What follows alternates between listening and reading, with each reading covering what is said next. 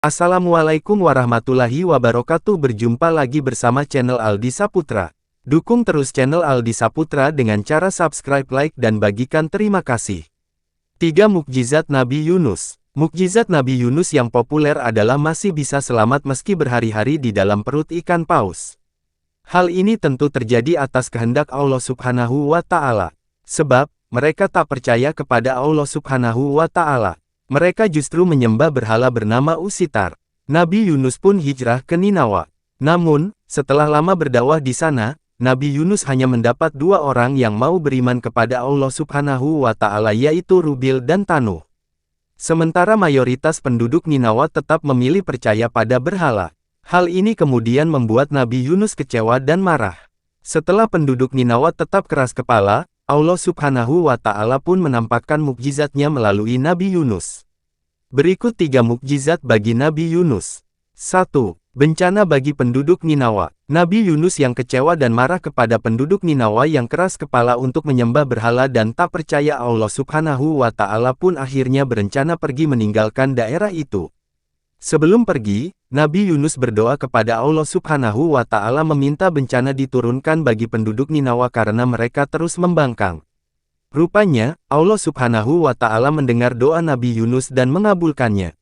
Namun, Nabi Yunus tidak mengetahui jika doanya dikabulkan karena ia sudah pergi meninggalkan penduduk Ninawa sebelum bencana itu datang. Setelah Nabi Yunus pergi, langit pun tiba-tiba menjadi gelap gulita. Kemudian, muncul badai angin kencang yang menyapu Ninawa. Pohon-pohon pun tumbang dan batu-batu terlempar.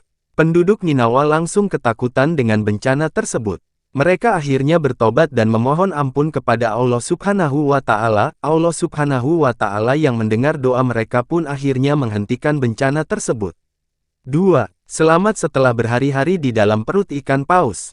Mukjizat Nabi Yunus selanjutnya muncul ketika ia telah meninggalkan Ninawa.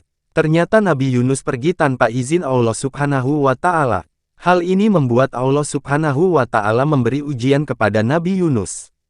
Ketika menaiki sebuah kapal, datanglah gelombang besar yang dapat menenggelamkan kapal. Akhirnya para penumpang kapal pun melempar sejumlah muatan dari kapal agar tidak tenggelam. Mereka juga melempar penumpang melalui sistem undian.